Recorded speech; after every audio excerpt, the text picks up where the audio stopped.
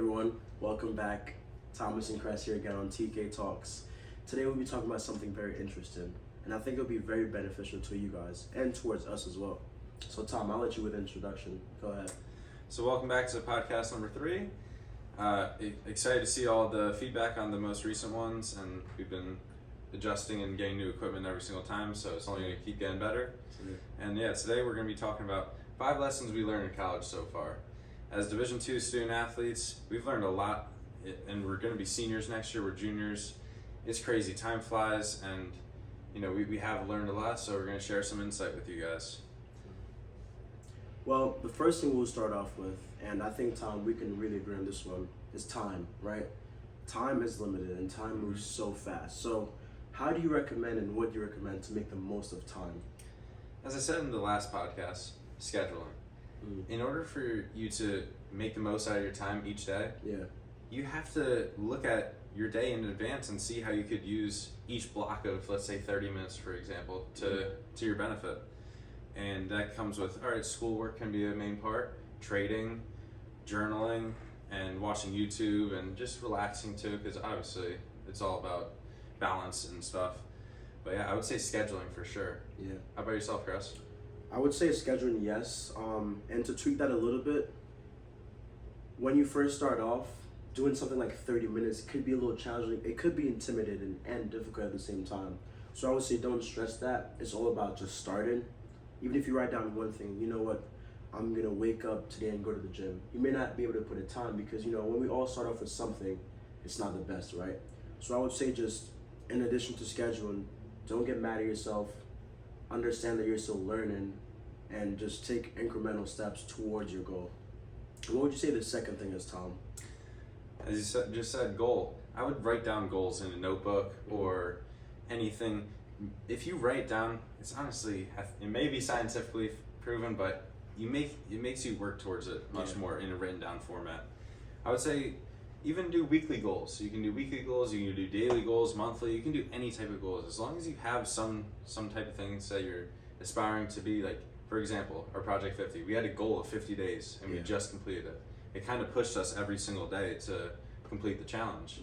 I would say just setting goals for yourself would really help out, because time just goes by so fast. You have to try to get on top of things that you may forget about.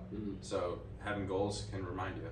And before we move on to the next topic, I just want to say, in addition to all that we've said, is that, write something positive that you've done. Write something positive that happened to you the day of, because when you're scheduling and when you're doing stuff, you may have a rough day academic-wise. You have to study, do homework, do this, do that, and go home and take care of yourself. So I would say just write down something positive, Like a couple days ago I wrote, the sun looked nice, it was a sunny day out. I woke up feeling good, I went to the gym, I felt better. So just keep yourself intact, so to speak. And the next less important is finding someone on the same route and the same game plan as you. I think that is really imperative, and for many things, because when you think about it, Tom, if we were doing Project 50 by ourselves, we'd slack. I mean, it's only human, it's only natural. When you're starting something off, it's only natural you slack off, right? Because you're not good at it. And they'll get used to the quote we always say, the fool is a precursor to the savior. They'll get it. But it's really true. It really is true. So finding someone on the same goal as you can be very beneficial, because it allows you to hold each other accountable, to try new things, and just to be brave together. But Tom, you are very more adept to this one right here. So I'll let you take it over. Just explain a little bit more on what you mean. So finding somebody that's like-minded, like you, for example, it could be at a business meeting, like this Beta Alpha Psi that me, Dan Good, and Frankie go to. It's all about networking and finding people that are on the right path. Yeah. I think for me and you personally, it's opened up so many different routes, because look at, we're starting a podcast. We've gotten sponsorships and stuff. It's just crazy the amount of work we've done together, but I don't think we'd be at where we are today without each other. Yeah. I think that's why it's called TK Talks. We're doing this together, and having someone like you to keep me accountable and stuff, it's just a perfect balance. We really balance each other out, and we just want each other to do well for each other. We can also give each other like different ideas and stuff, because that's really true. And one more thing, it doesn't have to be necessarily business productivity wise per se. It's whatever it is. For example, when it comes to soccer, I remember a lot of times last year, a couple of our junior class would always be mostly me, Duke, Lando, and then you and Frank would come in at times. But we train like so many times. We go to West Town, we do this, we do that, because they understood and felt the same way I felt about, I just want to go train and get better. And me and Duke, we worked on our left peg, left foot soccer term, so to speak, a lot, because when you look at the progress, the first day, we were not well. We're hitting balls left and right, inaccurate, but bro, now, you guys saw the video on the social media with WCU men's soccer social media. Pingers, absolute pingers. But yeah, it's true. Finding someone on the same goal as you or aspire to be on the same road as you is very important, because there's power in numbers, absolutely. Why not do something with a group of people than doing it by yourself, And Tom, what would you say the next topic would be? So another thing I've learned thus far in college would be the importance of education beyond school, besides your classes. Because for the most part, you're not really gonna get rich and wealthy unless you try different projects and you try different types of ideas. It's all about trial and error.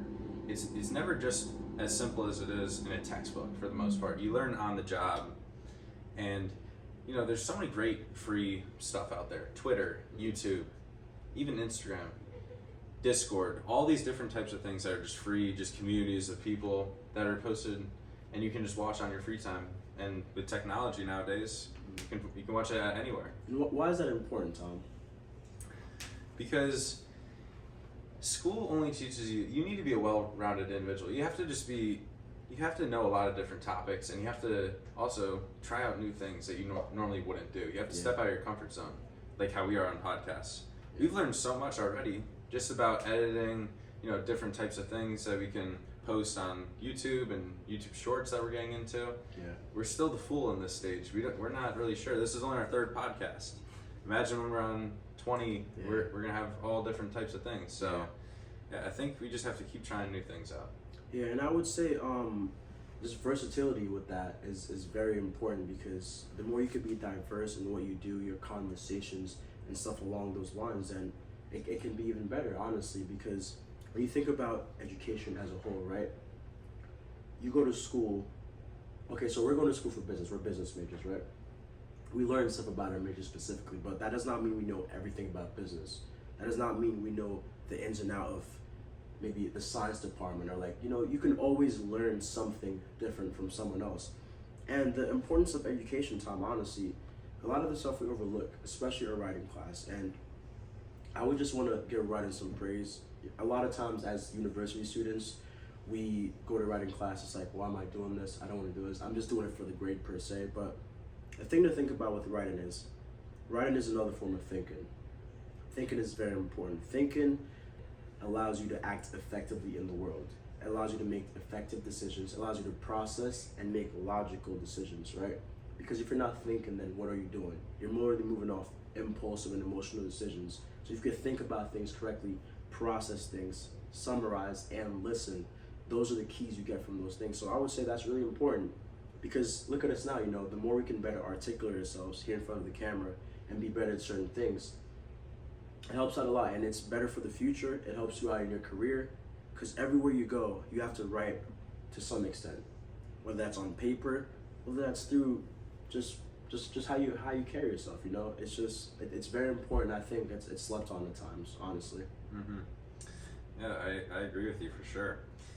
Another lesson that we've learned so far is the importance of networking. Social media has helped us a lot, and we've seen it already. We've had one video on our WCU men's soccer media page. It reached 22,000 people. That's our entire Westchester University. It's crazy to conceptualize that. Yeah. But your network equals your net worth. I've heard it so many times out on the golf course with very rich individuals. It's all about who you know, because for most part, for jobs and job searches, you have to try to find a connection in order to, interview with somebody. It can get your foot in the door, per se. But networking, we've been trying to do it with just other sports teams at Westchester. So there's a lot of different things that we've been trying to do just to get out of our comfort zone and just meet more people that are like-minded.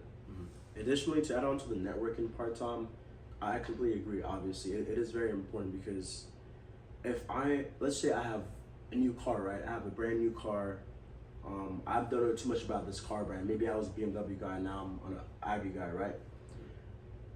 You may know someone who knows someone who knows someone. But if you don't know that, if I don't know that you know that, then maybe I have to go through the dealership who maybe tries to be extra. But if you know a guy in the dealership, maybe he can even come check it out and diagnose it before I go about my business. So it allows you to, like you said, go and open many different doors before making that final decision, right? And it's also important because network is a longevity thing. If you maintain your relationships with people, it doesn't have to be an everyday thing, but just minimum maybe a couple months, couple weeks, depends on how your life and their life goes. It could prove a lot because there's people we can both talk to that we haven't talked to in a while. Quite prime example, like a Coach Dean Costa. Let's say we had a little brother, right? One of us had a little brother, and we're like, he's looking for a team, or maybe he's looking for a college to play. Hey coach, here's a little brother. Let's check him out and see what he could do. Maybe he can try for the LVU team. Maybe he can also get looked at or get recommended from different coaches through our coach. I mean, networking is precisely one of the reasons we ended up here, if you really think about it. So I really do think that's important. I think it's very imperative. And also, I think that without a network, your life is just so much harder. Why work so hard? I'm not saying don't work hard, but like, why work so hard when you can work smart and hard? You're getting double the things done. And Tom, for us out there, network goes with taking risk. If you don't take risk, how can you network? If you don't walk up to that person, let's say someone's cleaning the car, right? They're detailing the car. Hey bro, I like what you're doing, that's pretty cool. And then maybe the next time you're like, damn, my car is dirty. Who can I call? Westchester's a big school, but maybe I don't know, the car dealerships down the road, or who knows what. You met that guy, got his socials, and now boom, you guys are networking. You know what I'm saying? So it's important because you never know who they know and what they know. You can always learn something from someone else and just from a conversation. Even if you think you may be smarter than someone or you may know more and have more experience than someone, all you need to take is just one thing out of the conversation that you didn't know, and that's a successful conversation. And precisely every conversation can be like that, Tom. And honestly, when it comes to taking risks, there's a few things that goes along with it. You cannot be scared of getting rejected. You can't, because nothing is promised, nothing is guaranteed. You know what I'm saying? If we didn't try this out, if we didn't do certain things, how can we have gotten it done otherwise? So I'll let you elaborate on that, because I think that networking overall and just taking risks align a lot, and you can elaborate a little bit more about that as well. So yeah, taking risks. As you said, what's the worst that some people can say? No. Okay. How many people I'm so hurt. No. direct messaged on Instagram for trying to get brand dealer sponsorships? I'd say at least 100 people. Mm-hmm. Half the time they don't respond. Some people just say no, and then maybe some I get the lucky few, and it all comes with just getting out of your comfort zone, trying different things. Yeah. That's what I would say to anybody out there. If there's something that you always wanted to try to do it.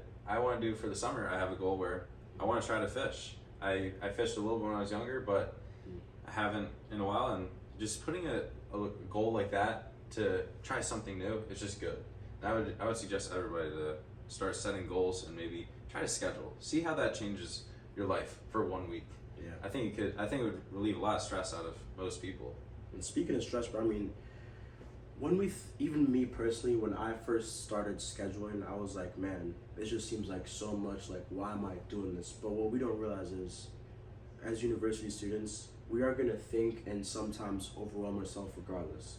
But if we at least know, all right, this is what I'm doing at this time on this day, at least we can know where to put our stress, so to speak. When you don't, think about a schedule like your room. Your room is not clean, clothes everywhere. Maybe you have your favorite pair of socks that you wear on Wednesday. You can't find that sock, but if your room is organized, scheduled, your socks is packed in colors in different corners, then you know what? It's right there and such and such. And one more thing, all this stuff aligns and just helps you to be a better person, a better human, and a better network, because without all these little things, Tom, it's almost difficult to really get going because, as you know, a lot of times when there's job interviews, internships, it's not necessarily because the person is the best candidate. There's a lot of competent people in the world. It's because they knew a guy that knew a guy. Mm-hmm. Maybe their friend's uncle's father was the Mm-hmm. So it's really true. And one more thing I would add in, I would really recommend this to you guys. Try to play chess. I think chess is an insane game. It allows you to think on the move, and just know how to apply your pieces to the right spot on the board. And it applies to life as well. You know, it really does. So Tom, any last words you'd like to say before we wrap this one up? Yeah, I would just say these are some of the 5 biggest takeaways and rules that we've seen so far that really have helped. And as Kress said, playing chess, I haven't. It's pretty easy to learn chess. I didn't know chess. You learned it pretty quick, bro. I started in the beginning of the semester, and now I really understand it, and it's a great game. And honestly, it's like a good workout for your brain, and I'm glad that you honestly introduced me to it because I really haven't otherwise. Yeah, maybe one of these days we can have like a little stream or whatever, just play a quick game. Yeah, maybe. Yeah. But not, yeah.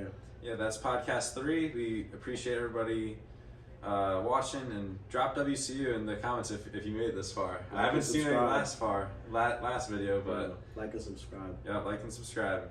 But no, honestly, guys, like, thank you for tuning in. We do appreciate every single of you, even if you checked out for 1 second. But just remember, we're all a part of the big network. The more we can connect as university students, you know, at some point we're gonna have guests on our podcast as well. The more we connect, the better. You know, if you see someone walking down the street, say hi. Don't be strange, you know, we're all here once, you know, so why not just make the best of it? But yeah, like Tom said, thank you guys, like and subscribe. Yeah. Peace out. Yep.